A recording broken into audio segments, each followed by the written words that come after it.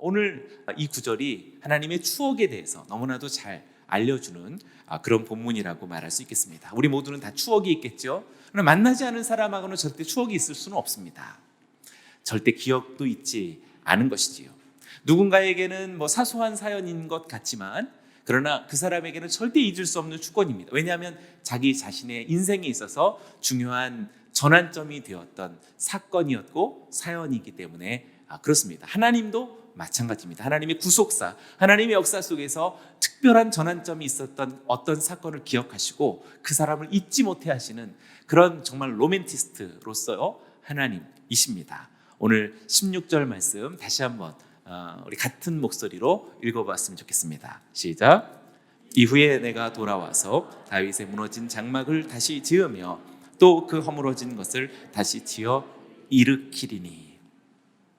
분명히 아모스 선지자가 기록한 말씀을 인용하고 있는 우리 야고보 사도, 우리 사도행전에서 이렇게 나타나고 있고요. 그러니 그보다 훨씬 이전에 다윗의 시대를 지금 추억하고 있는 것을 보게 됩니다. 그런데 하나님은 그 지난날 있었던 다윗의 장막을 내가 다시 짓겠다라고 그렇게 말씀하신 것입니다. 잘 생각해 보면 성경에서 모세의 성막을 다시 짓겠다라는 말이 있지 않았고요. 그리고 가장 웅장하고 가장 완전했던 솔로몬의 성전을 하나님께서 다시 일으킬 것이다라는 약속도 성경 어디에도 있지 않습니다. 그런데 우리의 기억에는 정확하게 그것이 있을까, 어떤 모습으로 있었을까라고 의아해할 만한 다윗의 장막을 하나님께서는 다시 지을 것이다 라고 말씀하신 것입니다. 여기서 하나님께서 다윗과 함께 했던 아주 깊은 잊을 수 없는 회상과 추억이 있기 때문에 그렇다라고 할 수 있습니다. 이것은 다윗의 장막이라고 하는 어떤 텐트, 어떤 그런 특정 텐트에 대한 기억이 아닙니다. 바로 그곳에서 벌어졌던 다윗의 열정을 추억하시고 또 그것을 회복하시기를 원하신다라는 그런 의미가 되겠습니다. 제가 16절을 다시 한번 읽어보면요, 이후에 내가 돌아와서 다윗의 무너진 장막을 다시 지으며 또 그 허물어진 것을 다시 지어 일으키리라. 여기서 푸르게 표현했는데 그 허물어진 것이라고 말하는 것으로 보아서요, 지금 이 장막은 하나님이 무너뜨린 것이 아니다라는 것을 알게 됩니다. 다윗의 후손들이, 이스라엘 백성들이 스스로의 범죄와 연약함으로 무너졌던 것이다 라고 말할 수 있겠지요. 그런데도 하나님은 그러한 무너진 다윗의 장막을 다시 세우시겠다라고 약속하고 있는 것입니다. 그러니 우리가 연약함 속에서도 하나님은 긍휼을 베푸시고 또 우리들의 부족함과 미련함과 심지어는 죄악됨에 대하여서도 하나님께서 자비를 베푸시는 이유는 어떤 추억을 상기하실 때 더 그 긍휼과 자비가 쏟아지게 되어지는 것이지요. 오늘 우리가 지금 브리아트 성도님들과 함께 연합해서 하나님 나라를 구하고 우리가 눈물로써 주님을 만나고 이 땅을 위해서 중보할 때 하나님께서 그것을 기뻐하셨다면 하나님께 각인되어지는 사건이 되고 하나님 그것을 추억하십니다. 그래서 우리가 어떤 어려운 시절을 살아갈 때, 브리아트에 어려운 일이 일어날 때, 우리 한국 땅에 힘겨운 일이 일어날 때 우리가 하나님을 바라볼 때 하나님은 지난날 브리아트와 한국이 함께 주님을 바라보았던 그 사건 때문에 그것을 추억하시고 하나님은 무한한 긍휼을 베푸시는 분이신 줄로 믿습니다. 그러니 우리는 자꾸 만나서 하나님과 추억 만들기를 해야 됩니다. 네, 그래서 우리 옆 사람들에게 한번 선포합니다. 빨리 브리아트 가야겠습니다. 가서 추억을 만들어야겠습니다. 네, 우리 브리아트의 동역자들이요, 조금만 기다리시기 바랍니다. 우리가 어떻게 하든지 속히 가서 더 깊은 추억, 더 영적인 하나님의 은혜와 은총의 자리로 더 깊이 나아가게 되기를 원합니다. 네, 우리 남양주 성도님들은 조금 기억을 잘 못하시겠죠. 2017년, 2018년에 우리 샬롬 교회와 어떤 특별한 일, 어떤 특별한 영적 체험들이 있었는지 잘 모르실 거예요. 그거 봐요. 이렇게 우리가 경험하지 못하면 모릅니다. 우리 앞으로도 더 시간이 많지 않습니다. 하나님 앞에서 우리 열방과 함께 하나님의 깊은 사랑의 그런 공간으로 나아갈 수 있게 되기를 원합니다. 왜 하나님은 이렇게 추억하시고 자비를 베푸시고 긍휼을 베푸실까? 하나님의 관심은 사람을 만나기 원하시기 때문에 그렇습니다. 하나님은 자녀들과 만나는 것을 기뻐하십니다. 그래서 오늘 지금 이 본문이 사도행전 15장이잖아요. 사도행전 15장은 하나님께서 이방인들을 향한 열정을 공식적으로 선포하는 그런 장이 되겠고, 또 사도행전과 동일한 저자인 누가복음 그것도 공교롭게 15장, 누가복음 15장에는 세 가지 잃어버린 이야기가 등장합니다.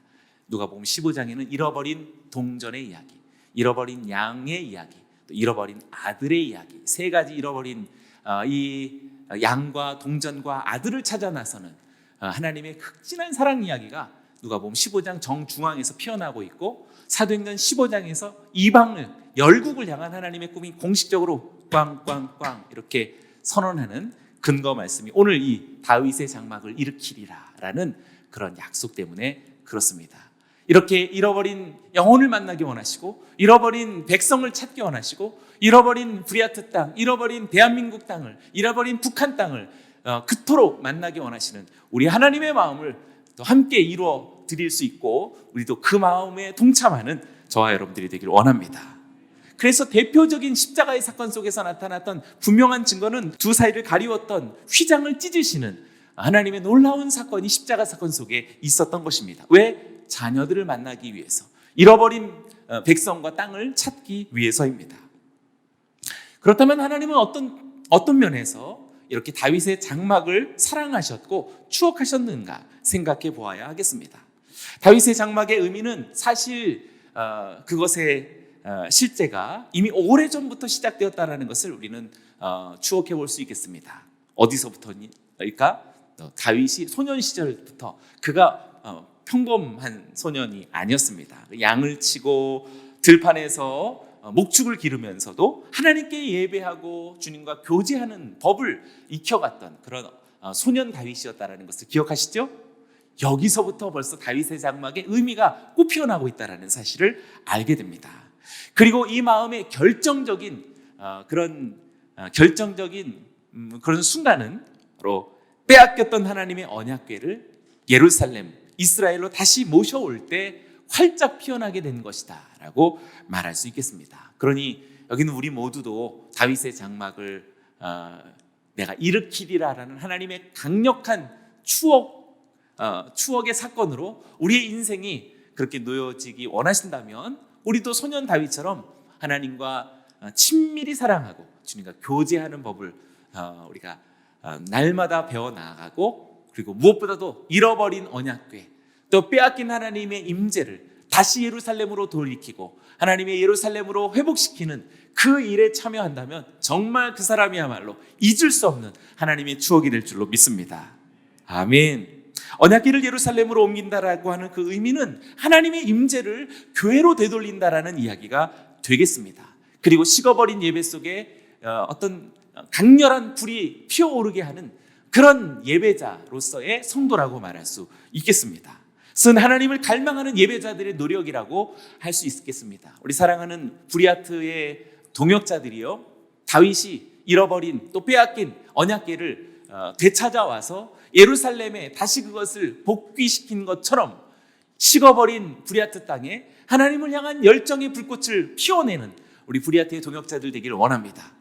우리 남양주의 동역자들이요, 그냥 밋밋하게 신앙생활을 하지 않기를 원합니다. 잃어버린 언약궤를 되찾기 원하고, 되찾을 뿐만 아니라 그것을 정상적으로 하나님께서 원칙적으로 정하신 그 규범대로 하나님의 기쁨의 마음대로 다시 예루살렘으로 하나님의 언약궤 있을 곳에 그 있어야 할 하나님의 임재가 다시 살아나는 그런 원동력이 되어지는 저와 여러분들이 되기를 주님의 이름으로 축원합니다.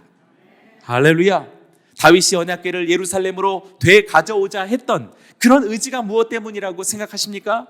다윗의 관심은 언약궤 위에 임하시는 하나님 자신의 임재와 영광, 그것에 대해서 인식하고 있었고 날마다 노출되어져 있었고 그걸 알고 있었으며 경험하고 있었던 사람이라고 할 수 있겠습니다. 브리아트의 성도들이요, 우리 비전 센터, 비전 교회를 그냥 왕래하는 그런 분으로만 그치지 않기 원하고요, 오늘 이 예배를 통해서 여러분의 마음속에, 그리고 지금 비전교회 성소 가운데 임하시는 하나님의 영광, 그 임재와 영광과 놀라운 감동과 불일 듯하게 우리를 다시 새롭게 비추시고 이끌어 가시는 성령의 역사가 여러분들의 강한 갈망과 소망이 되어지기를 주님의 이름으로 축원합니다.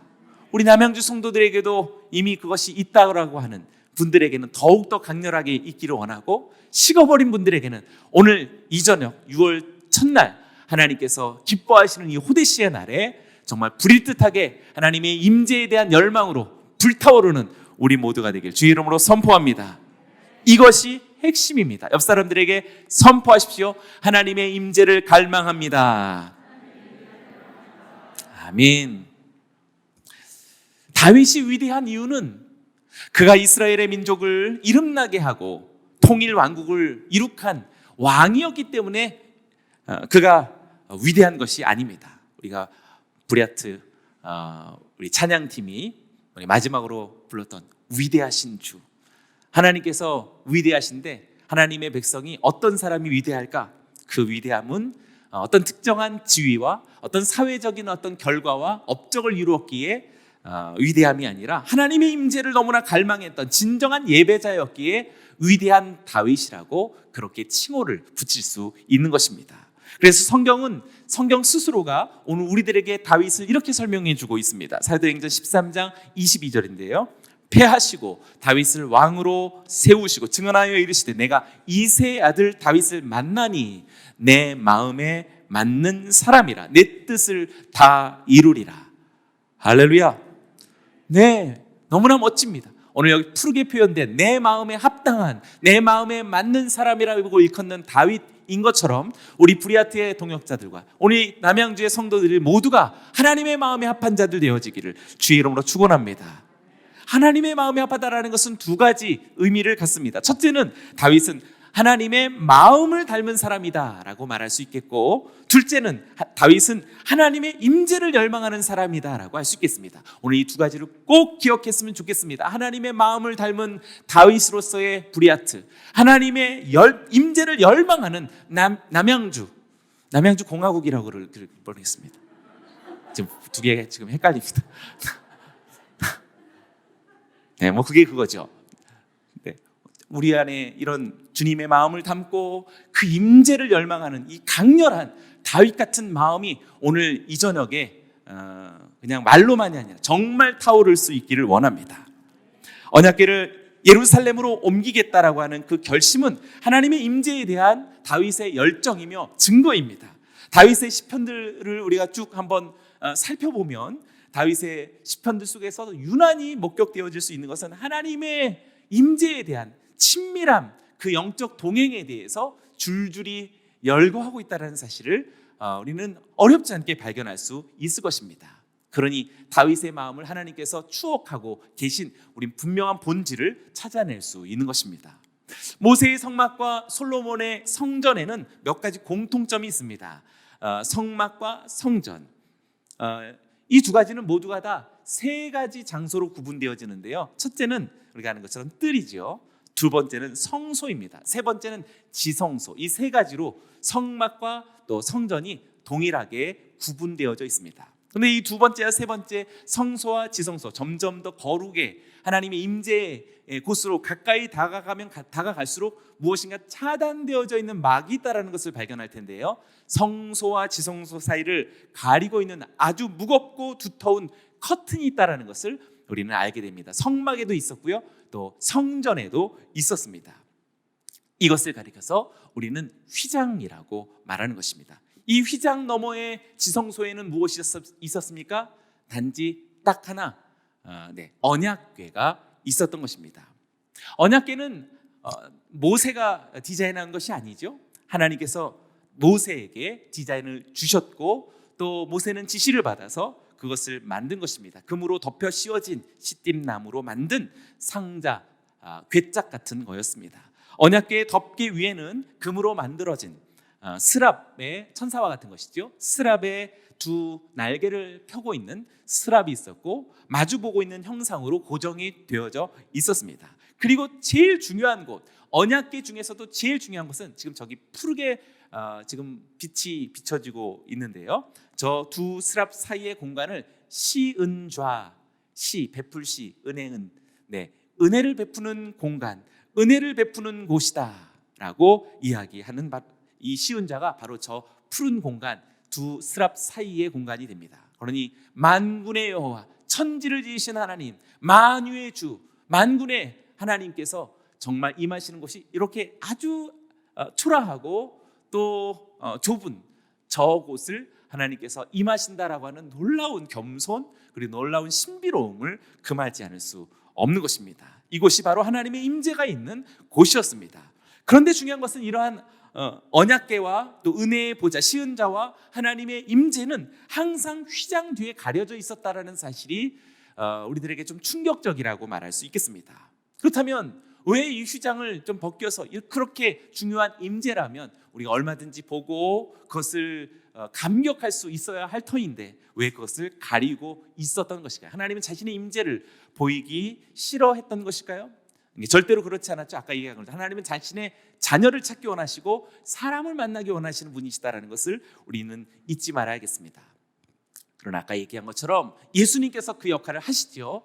당당히 휘장을 찢으신 분이 예수님의 십자가 사건입니다. 그래서 십자가 사건이 위대한 것이요, 십자가 사건이 엄청난 것이라고 말할 수 있는 것입니다. 하나님은 휘장을 찢되 완전히 예수 그리스도 당신의 아들로 인하여서 찢으셨던 것입니다. 왜냐하면 이 휘장은 사람과 하나님 사이를 분리시키는 장벽이며 구분선이었기 때문에 그렇습니다. 십자가의 날까지 휘장이 존재했고 하나님께서 휘장 뒤에 숨으셔야만 했던 이유는 죄인들이 거룩한 하나님을 예배하러 나올 때마다 그들의 생명을 보존하기 위함이다라고 말할 수 있습니다. 안 나갈 수는 없는데 나가면은 그냥 전능하신 하나님, 거룩하신 하나님 앞에 우리의 허물 많은 인생들은 그냥 필멸의 존재가 될 터이니 하나님은 자신의 영광을 스스로 가리신 것이다라고 말할 수 있는 것입니다. 그래서 휘장은 오히려 배려와 사랑이라고 말할 수 있는데 십자가의 능력으로 우리는 비로소 그 휘장을 찢고 하나님의 지성소로 나아갈 담력을 얻게 된 줄로 믿습니다. 그러니 우리는 십자가를 찬양해야 되고 예수 그리스도의 구원의 능력을 찬송해야 할 것입니다. 아멘. 위대하신 주, 위대하신 주. 우리 브리아트에서 찬송하고 우리 남양주에서도 끊임없는 주를 향한 이 찬송의 목소리가 멈추지 않기를 주의 이름으로 선포합니다. 하나님은 우리와 이렇게 분리되기를 원하지 않으십니다. 하나님은 우리와 그분을 단절시키고 가리는 것들을 제거하기 위해서 모든 것을 하시는 분이시요 당신의 아들마저 내어주시는 분이시다라는 것을 우리는 깨닫게 됩니다. 하나님은 죄를 미워하시는 것도 죄가 우리와 하나님을 분리시키기 때문이다라고 말할 수 있습니다. 그래서 하나님은 갈보리 산 위에서 독생자의 육체를 휘장처럼 찢으시기까지 하셔서 죄를 청산하시고 그리고 우리를 만나시는 하나님의 열정을 우리는 여기서 만나게 됩니다. 그런데 중요한 것은 이렇게 성막과 성전에는 휘장이 있었는데 유난히 다윗의 장막에만 휘장이 없었던 것입니다. 모세는 하나님께서 디자인을 주신 대로, 식양을 주신 대로 장막을 세우고 장막 주변에 나무로 기둥을 세우고 약 4.5m 정도의 천으로 둘러싸게 됐죠. 이 모습, 이 형상 그대로가 우리가 잘 알고 있는 모세의 성막입니다. 온통 둘러싸여져 있고 그리고 천으로 겹겹이 덮여져 있는 저 성막 안에 진짜 중요한 지성소는 휘장으로 또 가려져 있다는 사실을 알게 됩니다. 무엇인가 은밀하게 닫혀져 있는 형상을 우리는 발견하게 되죠. 반면에 다윗이 만든 임시 장막이죠. 데이빗 텐트는 아무런 장막도 없고 휘장도 없었습니다.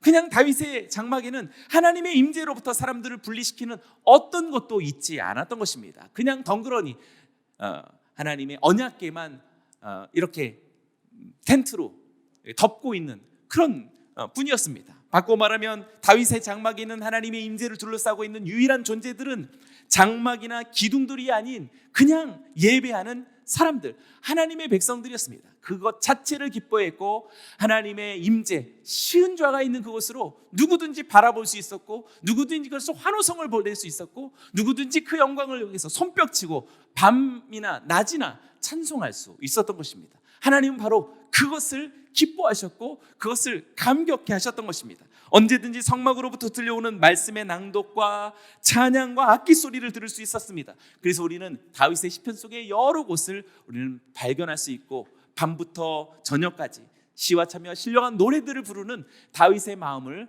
우리는 곳곳에서 들을 수가 있습니다. 밤과 낮으로 예배자들은 하나님의 임재 앞에서 서서 춤추고 경배했습니다. 이렇게 다윗의 장막은 독특한 것입니다.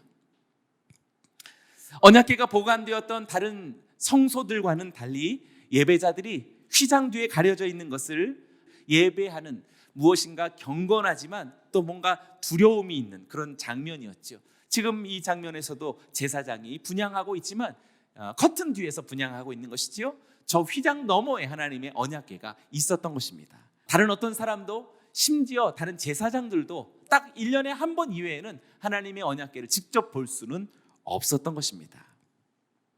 다윗의 장막을 하나님이 회복하시기 원하는 집으로 어떻게 이 휘장을 다 거두고 하나님의 언약궤만 덩그러니 모든 백성을 만날 수 있게 하셨는가?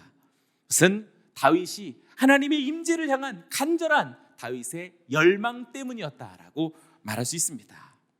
하나님을 경외하는 마음으로 빼앗겼던 언약궤를 반드시 되찾아올 것이다 라고 하는 그의 목숨을 위한 그런 결단, 그리고 다시 되찾은 언약궤를 하나님의 예루살렘으로 다시 돌이키게 하겠다라고 하는 그런 끊임없는 예배의 열정이 다윗에게서 굽혀났고, 하나님은 그것을 잊지 않으시는 감동과 감격과 내가 결단코 내 마음이 합한 자 다윗을 잊지 않으리니 내 뜻을 다 이루게 하리라.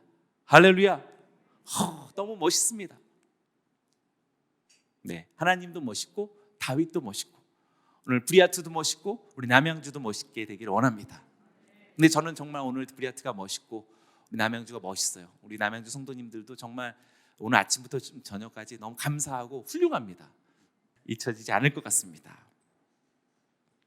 이렇게 어떻게 하든지 하나님의 언약궤, 임재가 있는 하나님의 임재를 다시 복귀시키려는 그 의지, 복귀시키려는 그 생의 열정, 복귀시키려는 목사, 어떻게 하든지 하나님의 임재와 영광을 잃어버린 땅에 회복시키려는 순장, 생명을 걸고 어떻게든 수많은 사람들이 그 영광을 목격해서 하늘과 땅을 지으신 하나님을 현존을 경험할 수 있게끔 그렇게 회복시키려는 그 누군가의 마음을 가리켜서 우리는 다윗의 마음이다라고 말할 수 있겠고, 하나님은 그것을 다윗의 장막이라고 명명하시면서 내가 다시 무너진 다윗의 장막을 일으킬 것이다. 그것이 하나님의 마지막 때의 계획인 줄로 믿습니다. 그러나 안타깝게도 그것을 싫어하는 사람이 있습니다. 우리는 하나님의 언약궤가 하나님의 예루살렘으로 돌아올 때 주변에서 누가 그것을 싫어했고 빙정거렸으며 비난했던 것을 잘 알 수 있습니다. 분명히 우리가 잘 알고 있는 미갈과 같은 사람들은 무엇인가 하나님의 신성과 영광의 본질보다는 보여지는 것에 많이 연관되어지고 보여지는 것에 목적되어지고 살아가는 모든 방편도 다 나타나는 것에 동기화되어진 미갈이 대표하는 사람들이 있다는 것을 알게 됩니다. 오늘날 얼마나 많은 사람들이 다윗의 영성보다는 미갈과도 같은 지금 현재 보여지는 입장과 처지에 연연하고 있는지 우리는 생각해 볼 수 있습니다. 얼마나 많은 교회와 성도들이 하나님과의 친밀한 교제보다 사람의 관계를 우선하고 있고 세상의 일에 먼저 동기가 되어져 있고, 그리고 우리의 명성이나 우리의 성공의 가치를 두고 있는 우리들이 있겠죠. 혹시나 이곳에 그런 마음을 있는 분은 없으리라 생각하고 혹시라도 조금이라도 그 마음이 있다면 오늘 6월 1일 이 저녁에 불꽃처럼 살라져 버리기를 주님의 이름으로 축원합니다. 우리의 어떤 성공도 명성도 세상의 일들도 사람의 관계도 하나님의 영광보다 앞설 수 없고 주님의 임재보다 우선될 수 없는 줄로 믿습니다. 다윗과 비교되어지는 현대판 미갈의 영성이요 오늘 우리들에게서 떠나가기를 주의 이름으로 선포합니다. 다윗이 원하는 것은 언약궤라는 골동품이 아니었습니다. 율법이냐 율법주의냐가 다른 것처럼 그렇습니다. 다윗의 관심은 언약궤 안에 있는 유물들 3가지가 있었죠. 증거의 돌판이 있었고 아론의 쌍난 지팡이가 있었고 만나 항아리가 있었던 것을 알게 됩니다. 그런 어떤 유물에 집착하고 있었던 것이 아니라 언약궤가 가져다주는 하나님의 보이지 않는 임재, 그러나 놀랍게도 역사하시는 하나님의 영광을 그는 너무나도 사모하고 그것을 원했던 것입니다. 다윗의 삶은 마치 어떻게 하면 그 임재의 언약궤를 운반할 수 있는 것인가, 그것에 대한 열정에 사로잡힌 인생이었다라고 말할 수 있겠습니다. 6월 첫날의 저녁, 저는 목사 되어진 이 순간에도 다시 처음 목사된 것처럼 다윗처럼 그 임재, 그 영광을 다시 사모하는 마음으로 하나님께 간구할 것이요, 그리고 잃어버린 하나님의 임재를 다시 회복시키도록 생명을 다해서 우리 하나님 앞에 나아가기를 저도 다짐하고, 우리 브리아트의 성도들도 다짐하고, 우리 장비 선교사님도 이미 다짐했으리라 믿고, 우리 마리아 선교사님도 그럴 줄로 믿습니다. 하나님은 자녀들과 함께하고 싶어 하십니다. 사람들은 성전 건물은 세웠지만 그 안에는 아무런 기운도 또 어떤 느낌도 느끼지 못할 때가 많습니다. 그리고 그것 자체를 의식하지 못한 채 교회 생활을 벌써 10년, 20년, 30년 하고 있는 사람들도 있는지 모릅니다. 성령님의 역사하는 그 능력에 대해서 무감각함을 넘어서서 아예 무관하게 살아가는 사람들이 우리 주변에 적지 않습니다. 하나님은 왜 다윗의 장막을 그렇게 재건하시겠다라고 말씀하셨는가? 다윗의 장막에는 경계를 이루는 휘장도, 그리고 장벽도, 그리고 어떤 그런 구조물도 있지 않았기 때문입니다. 오직 하나님께서 자신의 백성과 독대하듯 만나기를 원하는 그 순수한 열정의 모습이 그냥 데이빗 텐트, 다윗의 장막 그 자체가 되었던 것입니다. 그러니 우리 모두에게도 가리우고 있는 것들을 벗기우기를 원합니다. 여러 가지 입장, 먹고 살아가는 것, 우리들의 수많은 이런 문제 저런 문제 저런 사연 때문에 매일 조금씩 미루고, 조금씩 하나님 마음과 좀 서운해지고, 말씀도 점점 더 멀어지고, 그리고 하나님이 사역에 대해서도 바쁘기 때문에 이런저런 사연 때문에 점점 이유도 너무나 많지만, 다윗은 거두절미하고 오직 하나님의 영광을 위해서 자신의 가치를 다 벗겨버릴 만큼 아무것도 없는 구조물을 다 청산한 순수한 데이빗 텐트가 되어서 하나님이 그것을 추억하신다라는 사실입니다. 우리도 그 순수한 열정을 다시 회복해야 합니다. 하나님이 추억하시는 것을 다시 추억하기를 원합니다. 사랑하는 여러분, 눈을 들어 주를 바라보기 원합니다. 주께서 진정으로 원하시는 것이 무엇인지 스스로 물어보기를 원합니다. 그리고 우리가 물어보았을 때 주께서는 대답하실 텐데, 그 대답을 듣는 순간 우리는 전혀 다른 사람이 될 것인 줄로 믿습니다. 어떤 사람? 다윗과도 같은 사람이 될 것입니다. 마지막으로 다윗의 장막의 핵심은 단연코 다윗입니다. 다윗을 모르고는 다윗의 장막을 이해할 수 없습니다. 다윗은 정말 하나님 마음에 합한 예배자였습니다. 다윗이라는 이름이 뜻이 무엇인지 사랑받는 자라는 뜻이 됩니다. 다윗이 뭐라고요? 사랑받는 자 혹은 사랑하는 자, 두 가지 다 데오빌로나 같은 의미라고 말할 수 있겠습니다. 다윗은 정말 하나님을 뜨겁게 사랑한 사람, 정말 하나님을 사랑한 사람이라고 말할 수 있습니다. 그래서인지요, 이탈리아 피렌체 아카데미아 미술관에 있는 아주 유명한 이 조각상이죠. 골리앗을 이긴 소년 다윗을 묘사한 높이 한 5m 넘는, 누가 만든 거냐면 미켈란젤로가 이렇게 조각한 것입니다. 유명하죠? 지금 여기서 미켈란젤로가 지금 이 조각상에 멋있게 한 게 목적이 아니고, 대가는 멋있게 하는 그것 자체의 목적이 있지 않습니다. 메시지였습니다. 미켈란젤로는 다윗을 어떻게 묘사했을까?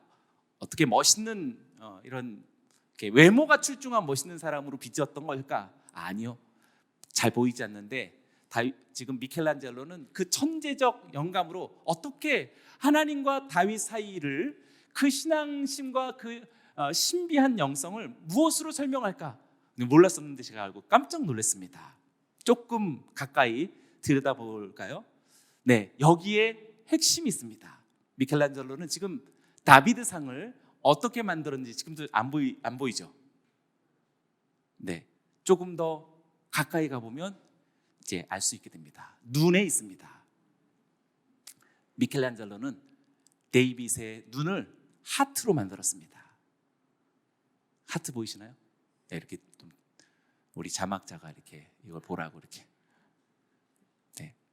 미켈란젤로가 다비드상의 눈을 하트로 만든 이유는 그는 하나님을 정말 사랑하는 자였다. 사랑에 눈 멀었다, 사랑에 미쳤다라고 할 만큼 눈을 저렇게 하트로, 여인을 사랑한다라는 눈을 세속적으로 생각하면 정말 오해이며 미켈란젤로를 정말 이렇게 욕되게 하는 것이라고 할 수 있겠습니다. 하나님을 향한 끊임없는 열정에 사랑하는 자가 바로 다윗이었다라는 사실을 미켈란젤로 이렇게 남겼던지 몰라고 제가 보고서 깜짝 놀라고 너무나 은혜 받았습니다. 하나님, 저도 제 눈을 하트로 만들어 주십시오.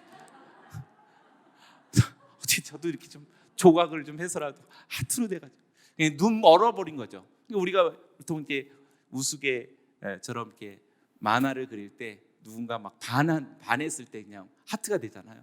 그냥 완전히 하나님께 반한 것이고 하나님께 완전히 그 마음을 빼앗기고 성두리째 그 모든 인생을 하나님께 그냥 내던진 인생이 다윗이었다라고 말할 수 있습니다. 그러니 그런 다윗을 하나님이 잊을 수 없고 하나님도 그 다윗을 그렇게 추억하시는 겁니다. 이런 관계라면 얼마나 멋질까요? 그래서 이스라엘의 국기는 아직도 다윗의 별을 남기고 있는지 모르겠습니다. 사랑하는 여러분이요, 여기는 저와 여러분들의 한 번 살아가는 인생을 이것저것에 마음 다 주고 그리고 주님께는 남는 건 아무것도 없어요. 그럼 사랑이 아닙니다. 그리고 나중에 다 은퇴한 다음에 이제 뭐 하겠다라는 것도 사실상 정말 은퇴하고 난 다음에라도 좀 잘하셨으면 좋겠지만 그런 분도 좀 없어요. 그런 분 잘 못 봤습니다. 지금 없으면 앞으로도 없는 것입니다. 사랑하는 여러분, 지금 여러분의 눈이 하트가 되어지기를 주의 이름으로 축원합니다. 우리 브리아트의 성도들의 모든 눈에 하트가 되어서 오직 하나님을 사랑하고 하나님께 사랑받는 영적 다윗들이 되기를 주님의 이름으로 축원합니다. 할렐루야. 우리 하나님께 영광의 말씀 올려드립니다.